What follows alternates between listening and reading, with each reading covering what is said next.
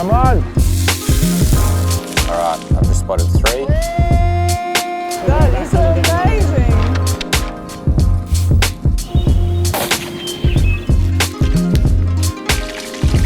No, it's so delicious.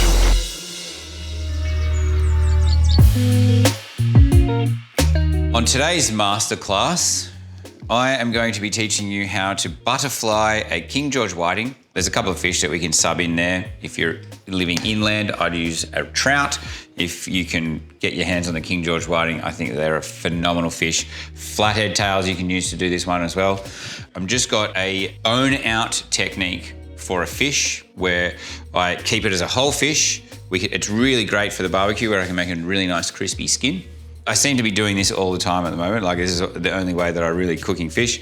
I get a really nice crispy skin on one side and I get obviously soft, delicate cooked fish on the other side. So it's boneless. So for all those people who are like, I don't eat a whole fish, or I just want to have a completely boneless, fish steak from like a salmon or a kingfish or a tuna or whatever, this is a really nice way of being able to do a little bit of work in the beginning where I can eradicate all the bones, but I still have the beauty of being able to present an entire fish. I've got a very, very basic, simple, fun little salad to go with that, Middle Eastern inspired. I've got tomatoes, cucumber, red onion, radish, some sherry vinegar, and then I'm also going to use some of the almond cream that we produced in another episode with just a small couple of adjustments there. I'm just going to add a little bit more raw garlic and some sumac, a bit more lemon juice just to wet it out a touch more. And then that's going to be the sauce for our fish. I'll delicately lay that out onto the tray and we kind of just scatter our salsa around. It's pretty fresh and herby and quite tasty. You've got a little bit of body there, but also something that's really, really easy to do on your barbecue, where you do a little bit of prep now and then you can just go down, use your barbecue, dress it, off you go.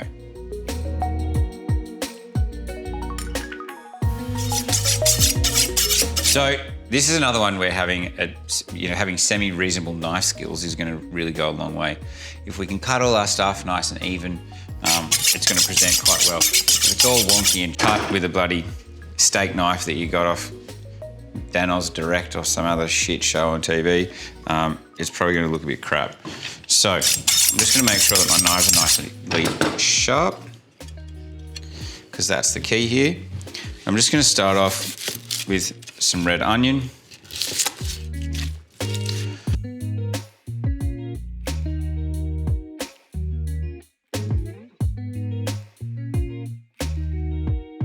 What really resonated with me was I was I wanted to rethink the way that we were doing a trout dish in our Nimbo restaurant. We would always cook this trout as a whole fish. Obviously some people complain, or it's a bit of a deterrent around eating a whole fish and navigating through the bones.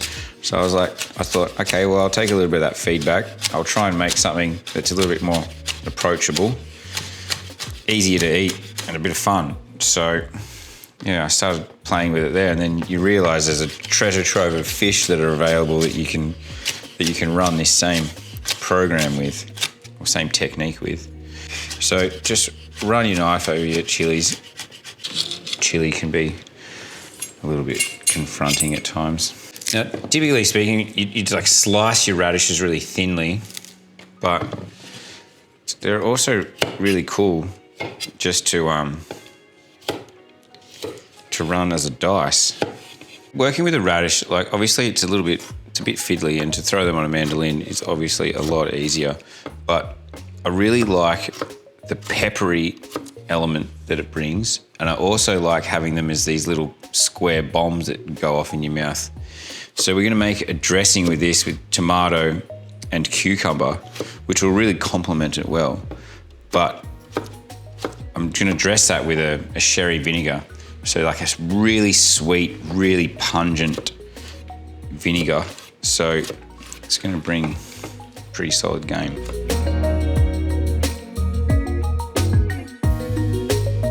I'm just going to slice a couple of little cherry toms up. Now it seems fiddly, and I'm not going to lie to you, it's fiddly, but it's tasty. I think it's worth doing.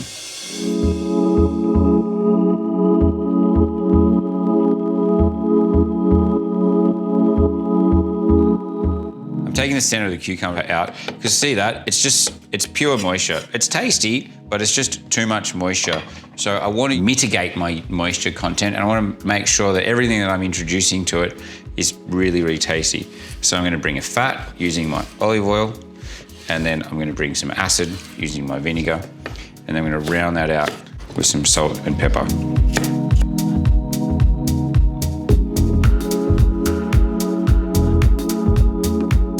Okay, so the last bit is just our fresh herbs.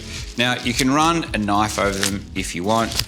I'm gonna get a bit looser here. What I'm gonna do is I'm just gonna rip these, and by doing that, I'm kind of like ripping and pulling, and you can see that the edges of the mint are starting to break and it becomes so much more fragrant. So that's what I'm trying to get here. I'm trying to bring like a bit of a fragrance level to it. Everything in the bowl is so uniform. So I think also bringing some inconsistency to my appearance is going to be pretty handy. Just going to do the same thing with the parsley.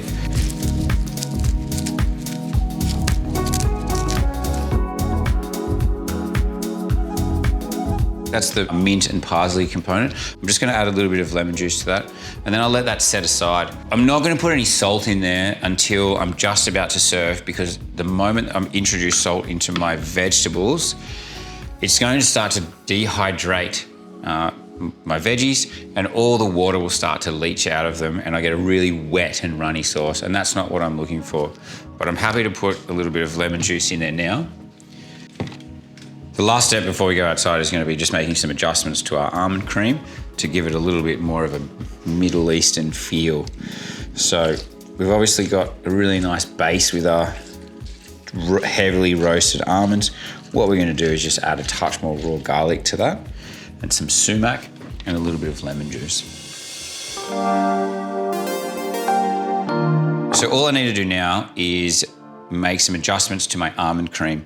I've got a recipe for that in one of the other episodes, so just have a little look on there and you'll see how to make it. It's a very, very versatile sauce, but what I need to do is give it a little bit more of a Middle Eastern feel. So I'm going to bring some more citrus, some more zest, some more olive oil, and some more raw garlic, and a little bit of sumac. So I've just got like, you know, what would be the equivalent of, say, one normal clove of garlic. I'm just going to use a little bit of lemon zest over the top of that. And some juice.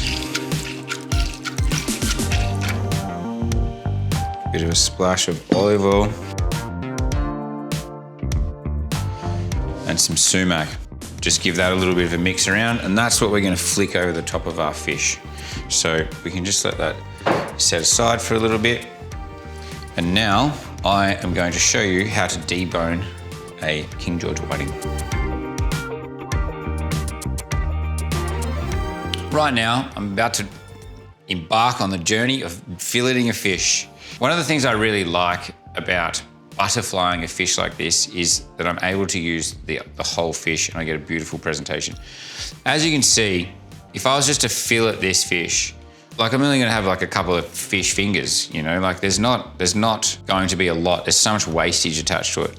So what I'm gonna do to start off with is I'm gonna roll my sleeves up, and I'm just gonna come through on the underside. You'll see where the bone structure meets the backbone. I can feel that backbone now, so I need to slightly raise my knife. And I'm just gonna break all of these bones for the rib cage, the stomach. And then what I wanna do here is, I can feel it on the other side. I just wanna get my knife to the point where I haven't cut through the skin, but I've gotten to the skin level. Because the trick here is that we're gonna flip this over, do the same thing on the other side, and then we'll be able to remove the entire center spine piece. We'll butterfly the fish open, and then I can remove the pin bones and the belly bones. So I'm starting the same process again on the other side.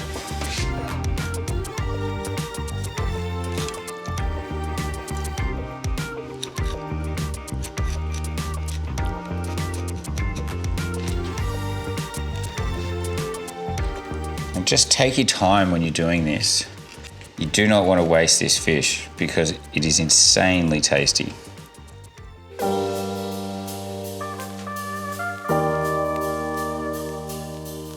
So, and then there's one little snip at the back vertebrae, and then one little snip at the front. And I'm just going to raise that so I give myself enough leeway. I've removed the back.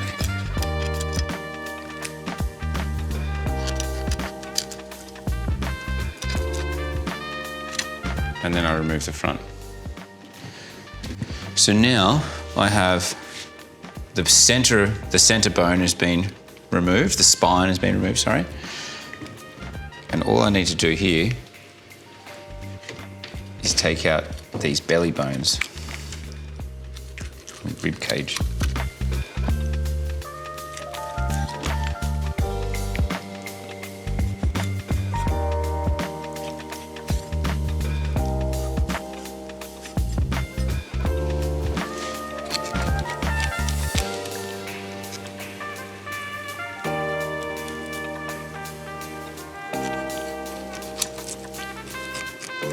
And these bones don't go all the way to the edge. So if you just keep a really nice amount of tension facing, like lifting up, then you can remove those. And this section of the fish is really, really nice and fatty. So we want to hold on to as much of that as we can. So I'm really happy with that. There is a row of pin bones that we can remove there, but I'm just going to leave those in there. I'm not too fussed about those. They're really fine. And with nice high heat, they start to render down a little bit and become a bit softer. But if you feel the need, you can just take a pin boner if you've got the tool, and then you can just pluck those out and off you go. There you have it. We've got a whole boneless fish that I can cook skin side down on the fire, get a really nice crispy skin on it. It should lift off from the fire. And then I've got boneless flesh on the inside. I think it's got a lovely presentation element to it as well.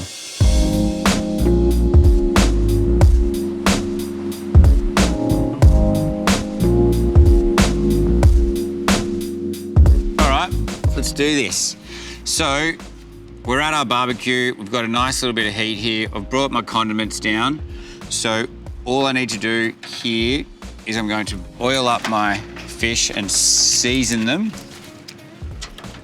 and quite heavily.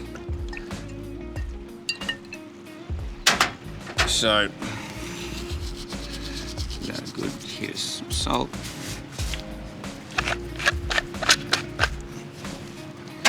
And then just lay these on your fire, skin side down, facing up. Now, I make an allocation of 1 fish per person.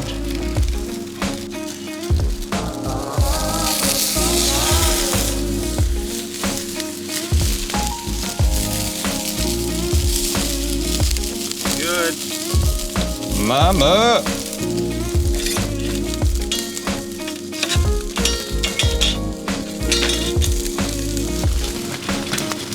Okay, it's starting to look like it's getting to the pointy end of things here.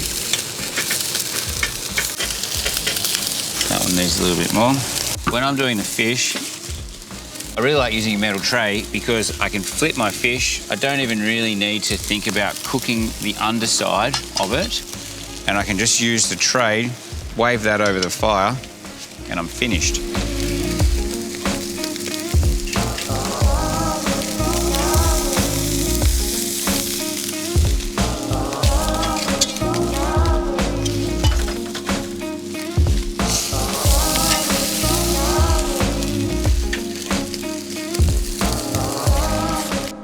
Like, that looks bullshit. That's super good. That is gonna be delicious.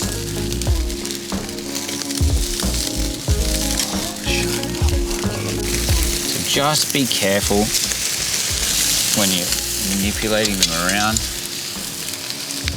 That looks pretty bloody good, to be honest. Just gonna give the underside a little bit of a warming. And while that's happening, I'm I'm just going to mix my sumac. Now, I quite like it semi-split, so just run with it like so. Bit of a hit of some lemon juice.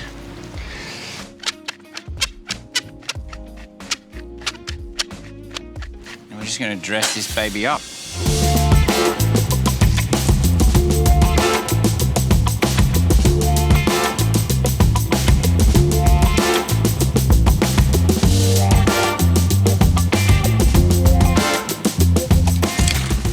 Here's our salsa.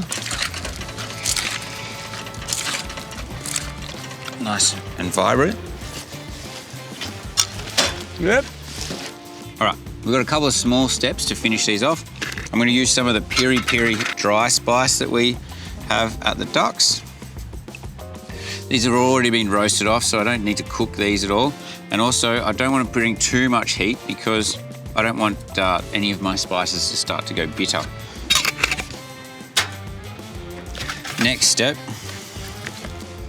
is just having a little bit of almond cream bread sauce around the place.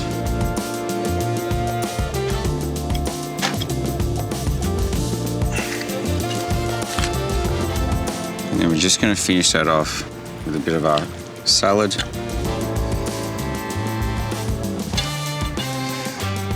So there you go, we've got a nice little char grilled King George Whiting with a piri piri spice. Got an almond cream and a little bit of a salsa to boot. The whole idea now is that you place that up in front of a couple of people and you just take a spoon and bite into it.